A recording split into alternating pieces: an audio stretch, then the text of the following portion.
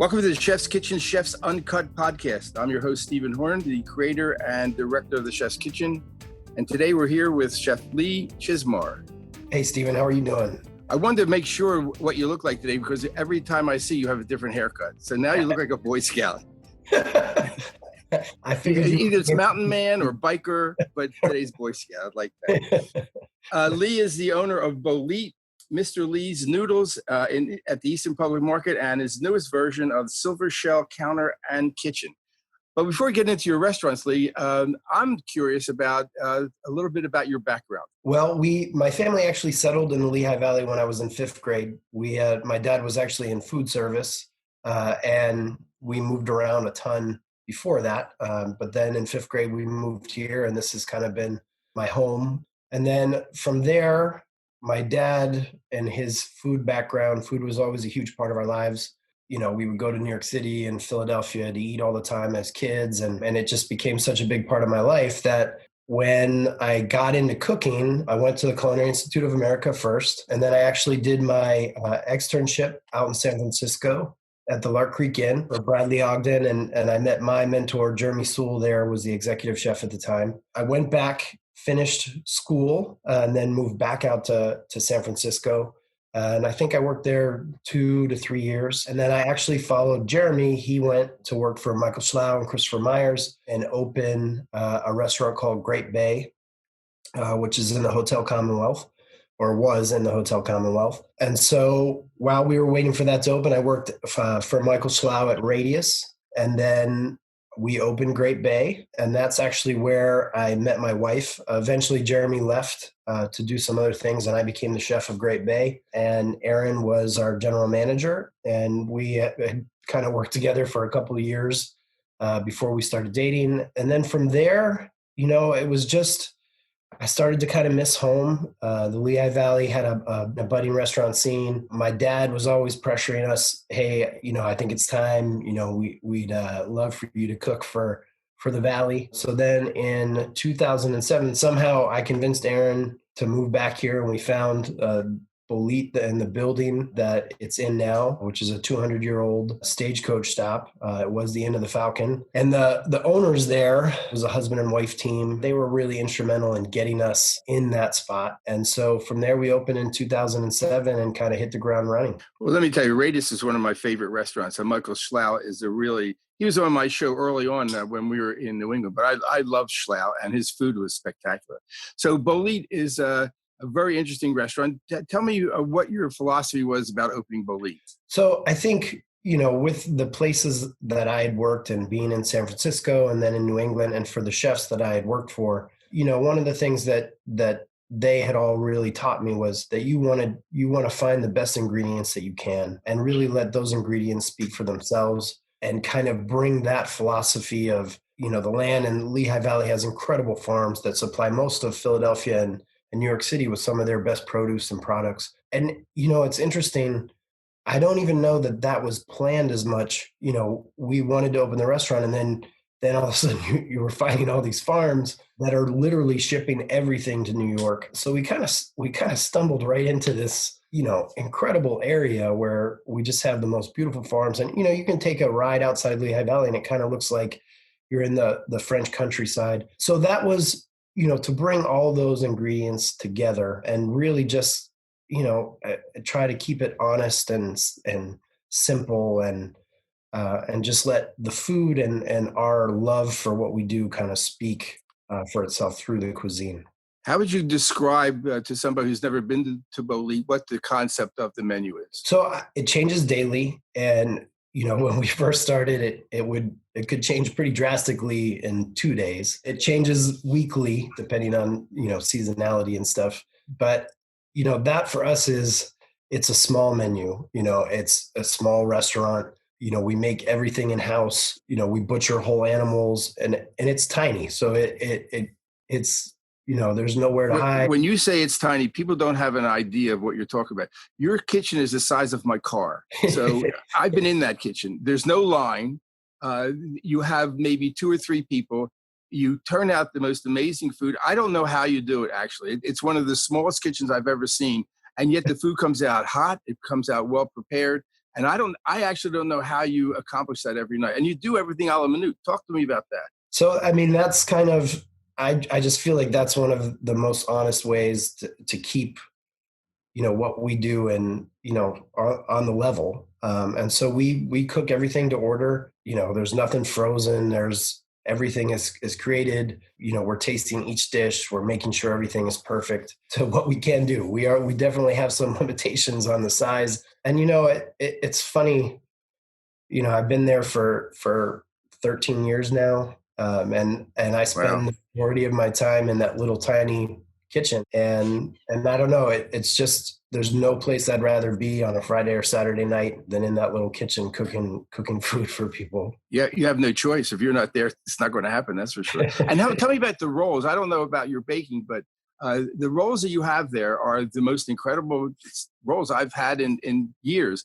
Do you bake them in house? We make all the bread in house, and the rolls. They're something that I learned at the Lark Creek Inn, and then when we opened Great Bay, they were on the menu there, and it's something that I've had almost 25 years experience baking daily. Let me ask you about the way you do cook. I've obviously have seen you cook many times. You have a lot of layers of flavor. How do you know what to layer in when you're creating a recipe? How do you know what's going to work? Is it trial by error? You have more layers in the food that I've seen most chefs do. So explain that to me. So I think this is one of the things. Like it's a tough question to answer, and I don't necessarily have to trial and error too many things anymore, because you have in your mind and in your senses, you have the flavors of different ingredients, and it comes to you at different times, sometimes late at night or whatever, and you're thinking about artichokes and imagining the lemon and maybe a mushroom undertone or salsify, and you can kind of start to create just with the flavors that in a sense that you have on file in your senses. And I think with the trial and error, that's years of experience working with different ingredients. And you find, I used to keep a list of things that don't go well together and things that do go well together. Most of the things that don't go well together are crazy combinations that you find. And from there you can kind of build on that. And I think it's important, you talk about how many layers the food has. I think it's also important to say, okay, we've reached the level of how many things we can have in this dish, and not to overly combine things that don't really make sense. You use more layers than any chef I've ever seen. I mean, you really layer, which comes out great. Also, I'd like to get into the fact of your two other places that are at the Eastern Public Market. One is Mr. Lee's Noodles, and your new place, Silver Shell Counter and Kitchen. So Mr. Lee's Noodles is a ramen bar. Are you still open during the COVID with that? Yep. So we've been open the whole time. They're both located in the Eastern Public Market. And, when COVID first kind of hit, the market pretty much closed down. Mr. Lee's and a few other places stayed open for curbside delivery only. So Mr. Lee's was open straight through. Silver Shell, we did close down for a couple months. It's been 2 weeks. We opened them back up again, and are kind of with Silver Shell relying a little bit more on retail, raw fish and products that people can take home and cook. But we do have some a la carte stuff, still lobster rolls and stuff like that, more of a New England style clam shack, so to speak. The Mr. Lee's has been, it lends well to curbside delivery and takeout. But so in the past week, we've opened the market again, where people can come in and actually order at the counter. There is nowhere to eat inside the market, but they've set out some really awesome tables outside so people can take their food and sit down outside to eat. I'll tell you, I've never liked ramen, and I've never eaten ramen except one time. You cooked it on our show. I tasted it, and it's the best thing I ever had. So compliments to the chef on that. How are you doing during this whole pandemic? What do you find is really happening to you? How's your business changed, or what are you doing to really compensate for this intrusion? Well, and I'll just say, at Silver Shell, or I'm sorry, at Mr. Lee's, my chef there, Michael George, he shares many of the same philosophies and kind of operates the same way that I do, which is awesome. So I'm going to talk mostly about Bolit here, but in a way, the same things that I'm going to talk about are mirrored at Mr. Lee's. And thank God that I have a great team there to be able to do that because, I can't leave Bolit as I talk about this. So when it first kind of hit, you could see it coming and, everyone was pretty nervous about it. And I think as business started to fall off, we knew, on the weekend, and I can't remember which weekend, but I knew that Saturday would probably be our last normal service. And then as we got into the following week, we had to lay off some of our staff and we probably made it one more week through that. And then a lot of the staff that we had kept decided that, they didn't feel safe coming to work and that they were going to take, some time at home. So it pretty much left me with just myself, one other person and my pastry chef. And then from there to go, straight to curbside only for Bolit and that tiny kitchen was quite a challenge. And we switched to 3 days a week. And we had to change the menu. We did a lot of provisional things. We had to do fried chicken and deep dish pizzas that we could cook in cast iron pans and really adapt, whether it was bosom and just kind of keep things moving. And, we tried family meal dinners that you could get for four. And so, it was okay. We have a lot of support from the community. And so people, it was pretty amazing to see people come and support us. And then from there, as the landscape changes and other restaurants started to open up and come back, the curbside slowed down a little.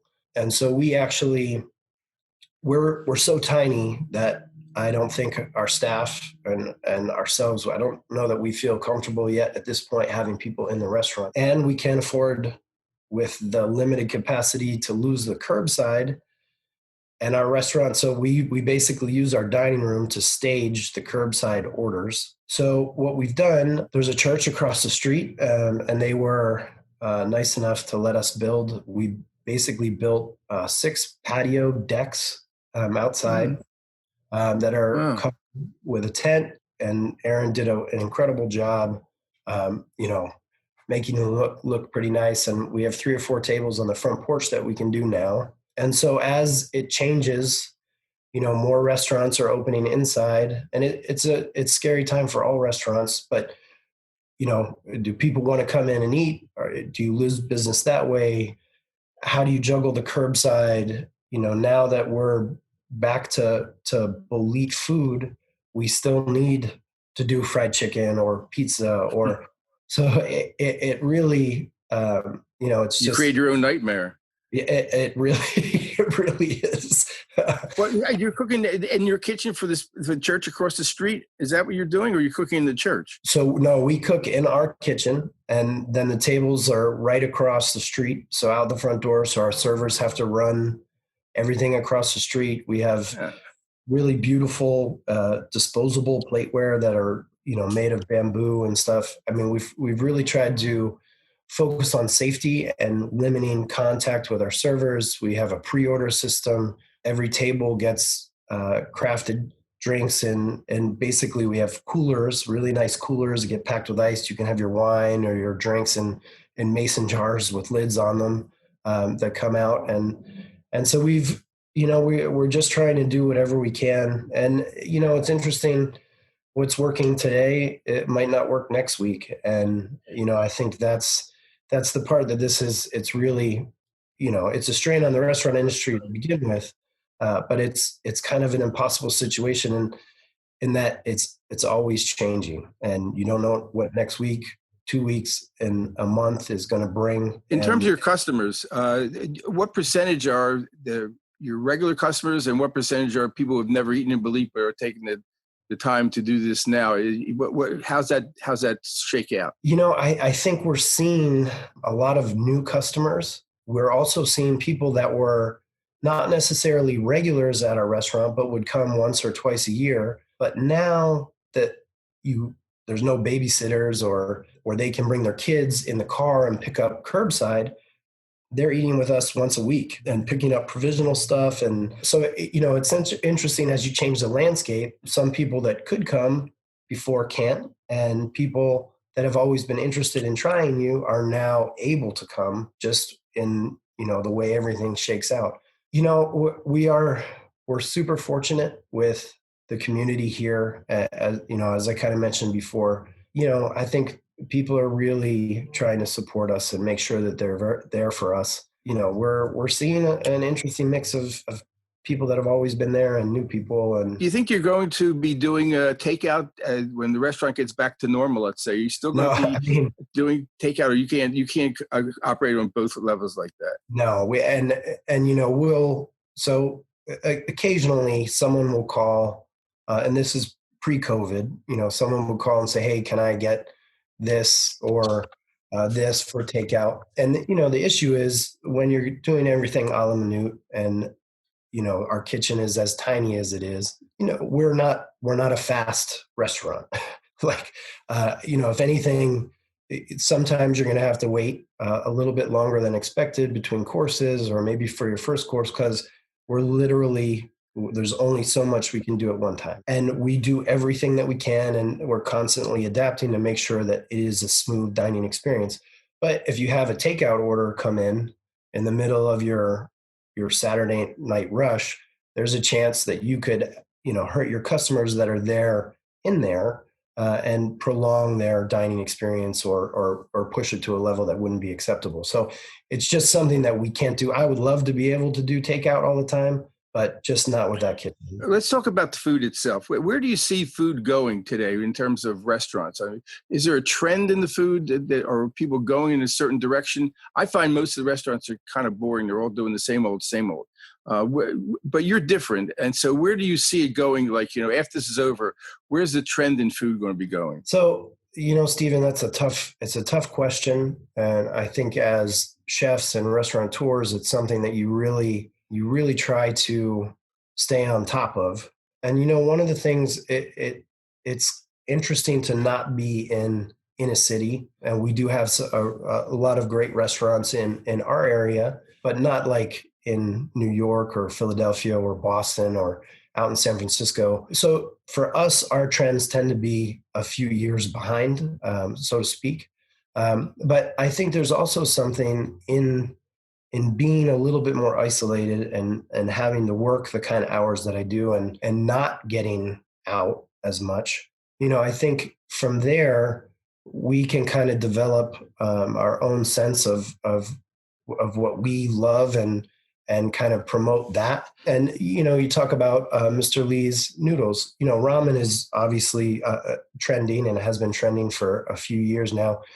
We're a non-traditional, we're based in Japanese tradition, but we do things non-traditionally and come up with broths that are, more locally inspired, and, using beets as a broth and carrots, and kind of bring things together. So, I think for us, that trend is just kind of developing what we see out there in our own way, which I think is exciting. And after having years in a kitchen, and being able to understand, other cultures, is exciting for me. And then I think the last big thing, I think for me, one of the things that I really love is hardwood cooking, open fire cooking. I think that's trending pretty heavily right now. And I definitely would like to kind of move into that more in the future. If you only had two ingredients that you had to cook with, or the only two ingredients that you must cook with, what would be those two ingredients that are absolutely essential that you have to have in your cooking, you can't live without?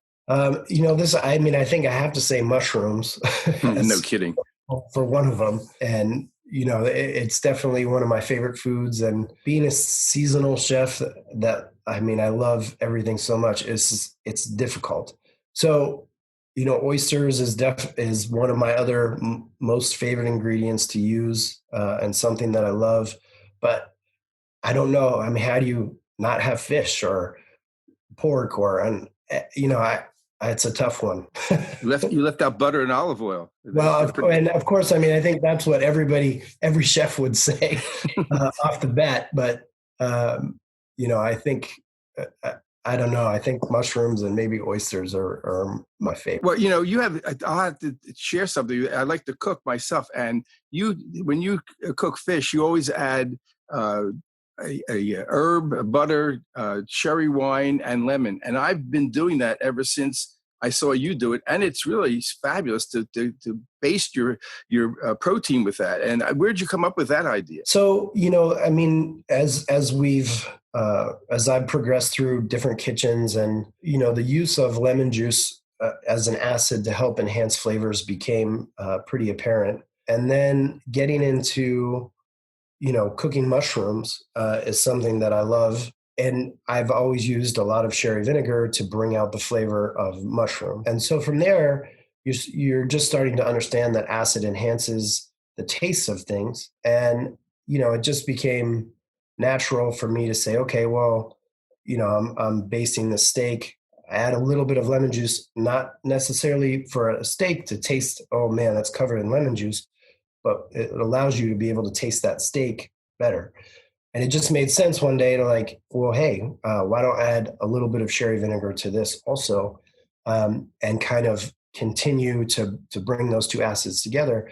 And from there, that's kind of was the start for using sherry vinegar a lot more. And and I think we'll see a progression in this. We're using some red or white verjus, different kinds of vinegars now, depending on the dish to pair things together. And you could do flavored vinegars. Imagine a beet vinegar in a salmon dish that has beets in it, to be able to kind of bring those flavors to bring that fish and the beets closer together. And I hope that's something that will continue to progress. And I hope in 2 more years when we have this conversation, there's 6 more things that we were helping to enhance different flavors of ingredients. Well, for the home cook, it's summer now, it's pretty hot out.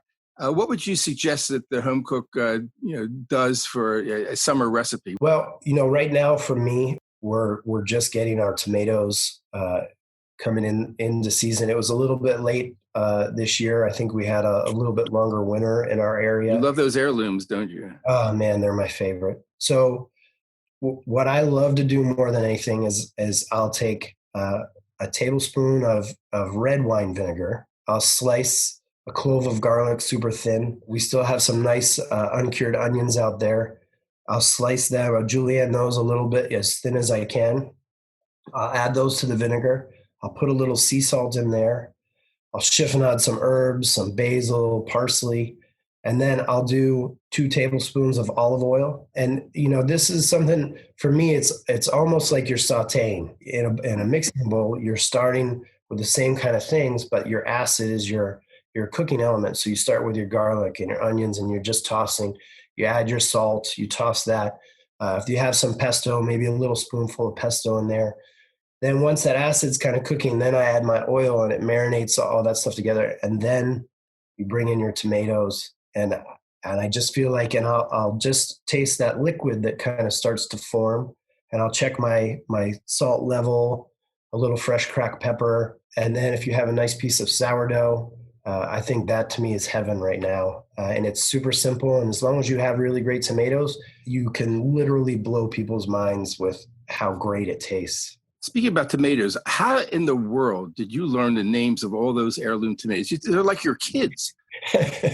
It's just been years of watching them, and it's even funny now. I feel like the farmers are starting to change the names of the same kind of tomatoes, and so it's even getting tough for me to keep track of them all.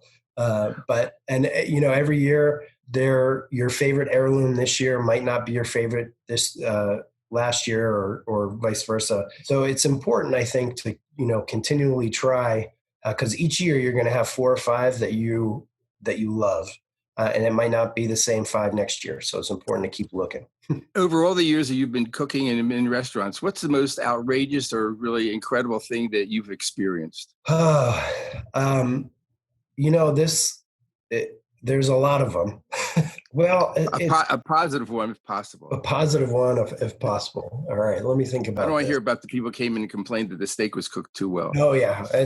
And those are tough, though. You don't usually forget them.